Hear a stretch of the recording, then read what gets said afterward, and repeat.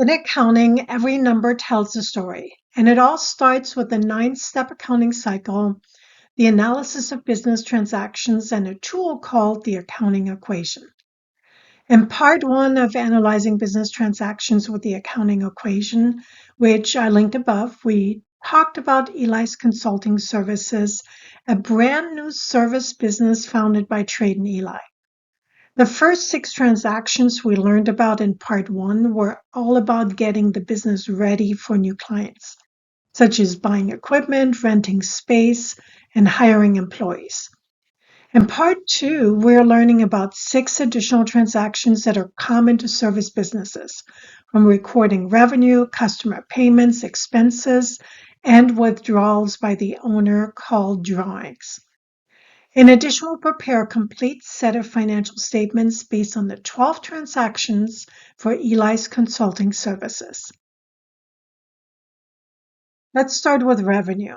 Every business needs revenue in order to continue being a business. In accounting, we define revenue or income as the inflow of money or other assets that results from the sales of goods or services or use of money or services. So when a sale occurs, the revenue increases assets, which is either cash for a cash sale or accounts receivable for an on-credit sale, and increases owner's equity. Why owner's equity? Well, the owner established the business and invested money. Any profits or losses, for that matter, the business produces belong to the owner. Revenue recognition can be a very complicated accounting topic, especially for businesses in the software industry, where software is licensed for a specific period of time, but also for businesses that sell goods that are connected with future promises for other products. Like, buy this product and you'll receive 20% off on your next purchase. It's a fascinating area to work in. I've worked for several businesses where revenue recognition was a very big topic, and I certainly learned a lot about the business from just that work. However, for our discussion today, we're keeping it simple because you're learning the basics first. Walk before you run, so to speak. At the top of the table, I've carried forward the balance from our first 6 transactions, and it shows $83,000 cash, supplies of $1,500, prepaid rent of $8,000, and equipment of $11,000 on the asset side of the equation. On the right side, we have liabilities, specifically accounts payable of $3,500 and owner's equity of $100,000. And we're now ready to record the next transactions for Eli's Consulting. Transactions 7 and 8 are about recording revenue for Eli's Consulting under 2 different scenarios.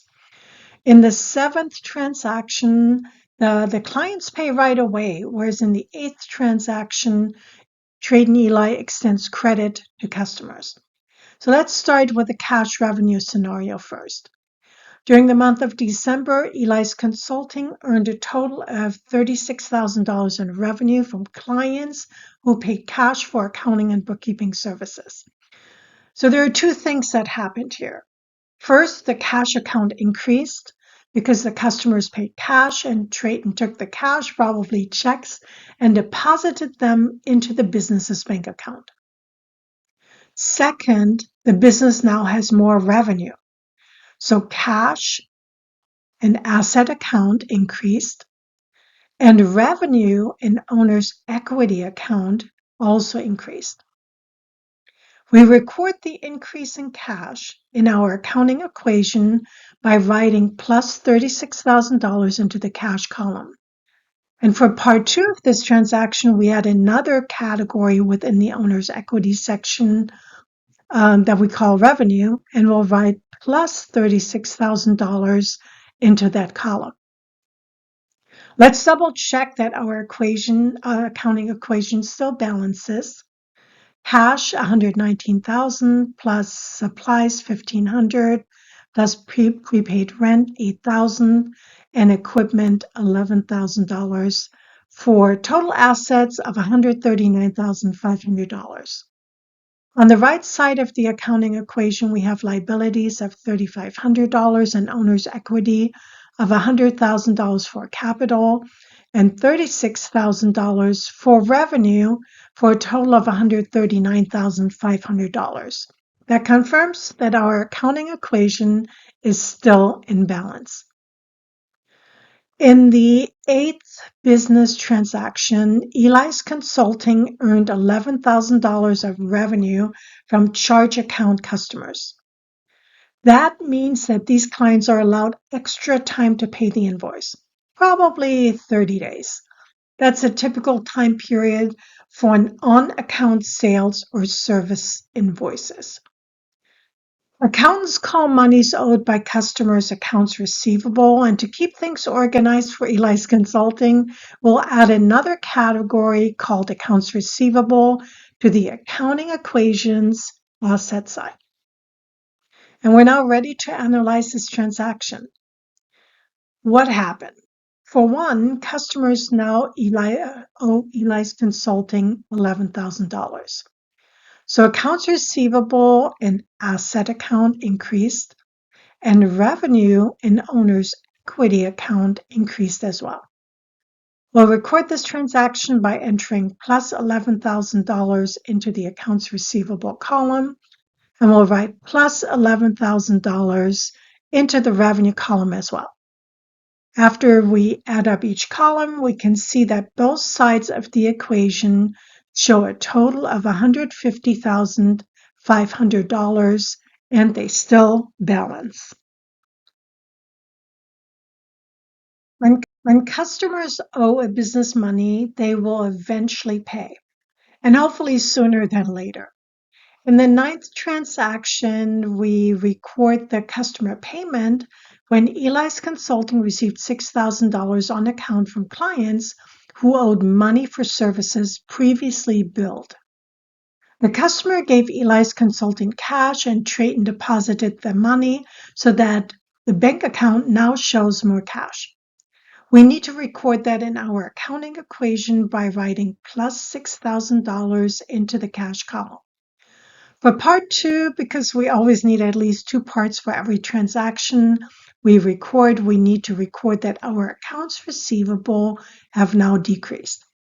Why? Well, the customer paid and they now owe less money to Eli's Consulting. Let's record that by writing minus $6,000 into the accounts receivable column. As we've done before, we calculate the new totals for each column and double check that the two sides of our equation still balance. Here we have $150,500 on the left side and $150,500 on the right side, and that means that we're still in balance. Let's now look at expenses. The definition of expenses is the outflow of money, the use of other assets, or the incurring of a liability. Common examples include rent, salaries, utilities, and raw materials. Expenses decrease owner's equity. Do you recall that I mentioned that all profits and losses of the business belong to the owner?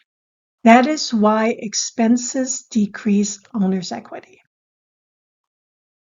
For the 10th transaction, we're going to record the salaries that Eli's Consulting paid for the accounting clerk and Sergio Sanchez.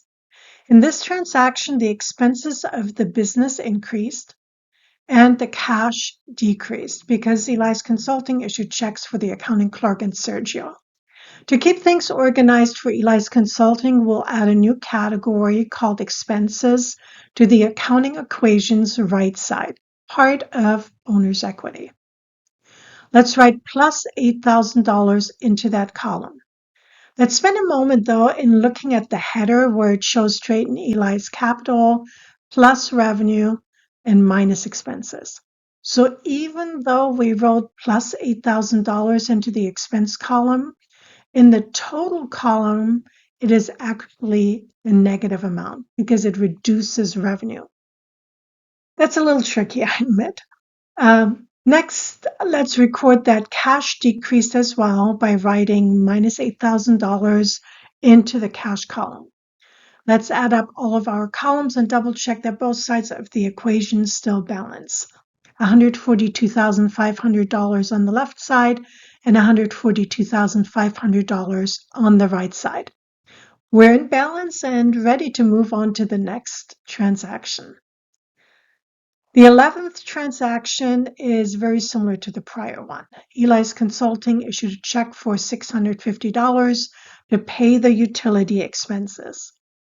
Expenses increased and cash decreased. So that's right, minus $650 into the cash column and plus $650 into the expense column. Let's add up our columns. Enter the new totals for each column and for each side of the accounting equation. Our new totals are $141,850 on the left as well as on the right side. We're now going to talk about another type of payment, but this one is for the owner of the business. When the owner withdraws money from the business, we call that a drawing. It's basically the reverse of an investment. The owner takes money for personal expenses or other assets of the business for personal use. Drawings reduce owner's equity. Let's now look at our last transaction. On December 30th, Eli withdrew $5,000 in cash for personal expenses. Withdrawals are not a business expense, but a decrease in the owner's equity. Later, we will use a separate account called drawings for it. We record the two parts of this transaction by first writing minus $5,000 into the cash column because the business now has less cash. Next, for part 2, we write minus $5,000 into the capital column because Trade and Eli now has less money invested in the business. We total the columns on both sides of the equation, and we see that we have cash of $111,350, accounts receivable $5,000, supplies $1,500, prepaid rent $8,000, and equipment $11,000 for a total of $136,850 on the left side of the accounting equation. On the right side, we have liabilities of $3,500, capital $95,000, plus revenue $47,000, and minus expenses of $8,650 for a total of $136,850, and we are in balance. Let's now talk about financial statements, which are reports that summarize the financial activities and position of a business. And said differently, they report the revenue and expenses as well as what the business owns, what it owes to third parties, and what it owes to the owner of the business. Businesses typically prepare at least an income statement, a balance sheet, and a statement of owner's equity. However, it is common to also prepare a statement of cash flow, which shows the financial statement users, the cash inflows and outflows of the business.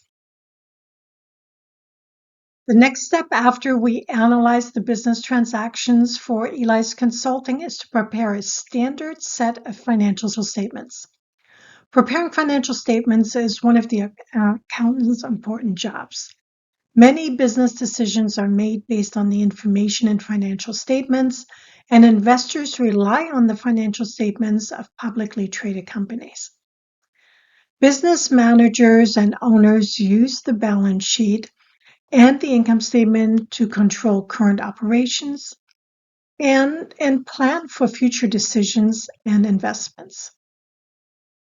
Creditors, prospective investors, governmental agencies, and others are interested in the profits of the business and in the asset and equity structure as well. There is a specific order in which financial statements are prepared. We first prepare the income statement, then the statement of owner's equity, And finally, the balance sheet. The income statement shows the results of business operations for a specific period, such as a month, a quarter, or a year. One company I worked for, Baja Fresh, reported their financials on a 4-4-5 basis, which meant that the first and second period was for 4 weeks and the third was for 5 weeks. Primarily because weekly sales comparisons were important to this business, all the other companies I worked for reported their financials on a monthly basis. The income statement shows the revenue earned and the expenses of doing business. Companies often report their revenue and expenses for a calendar year, but some companies choose a different fiscal year, like for instance from July 1st to June 30th. The income statement is sometimes called profit and loss statement, or P&L for short, or a statement of income and expenses. The income statement starts with the header section where we list the name of the business, the name of the financial statement, and the time period on the third line. In the body of the income statement for Eli's Consulting, we list the revenue of $47,000 and expenses of $8,650 and calculate the net income or profit of $38,350 by subtracting the expenses from the revenue. Now that we know the net income or profit of the business, we can prepare the statement of owner's equity. That's right. You can't prepare the statement of owner's equity until you finish the income statement. We complete the header of the statement of owner's equity by writing the name of the business, the name of the financial statement, and the time period on the third line. The statement of owner's equity reports the changes that occur in the owner's financial interest during the reporting period. In the body of the statement, we start with the beginning capital balance of $100,000, which Trade and Eli contributed to the business in November. The income or profit belongs to the owner of the business, and we list that on the next line, but subtract any money the owner took out of the business as drawings. We tally up the net income minus the drawings and write that amount of $33,350 as an increase in capital on the next line. The next step is to add that amount to the $100,000 capital and the ending capital as of December 31st for a total of $133,350. Next up is the balance sheet. Why is the balance sheet last? Because we need the ending capital balance from the statement of owner's equity to complete the balance sheet. The balance sheet reports a business's financial condition as of a certain date, like for instance, as of December 31st. The balance sheet shows what the company owns and what it owes to third parties or the owners of the business. In short, the assets, liabilities, and owner's equity of the business. Eli's Consulting lists its assets as cash of $111,350, accounts receivable $5,000, supplies $1,500, prepaid rent $8,000, and equipment $11,000 for a total of $136,850 in assets. On the right side of the balance sheet, Eli's Consulting shows the liabilities for accounts payable of $3,500 and owner's equity of $133,350 for a total of $136,850. And we're still in balance. I once read that the most frequently asked question by accountants is, does it balance? Followed by, is there a variance? There might be some truth to that. What we have here is a relatively simple set of financials. It includes only 12 transactions, and the financial statements of most companies, even small ones, have many more transactions. However, they follow the same concepts and process. Look for future videos that continue your learning about the analysis of business transactions with the use of another tool that accountants use, the T account.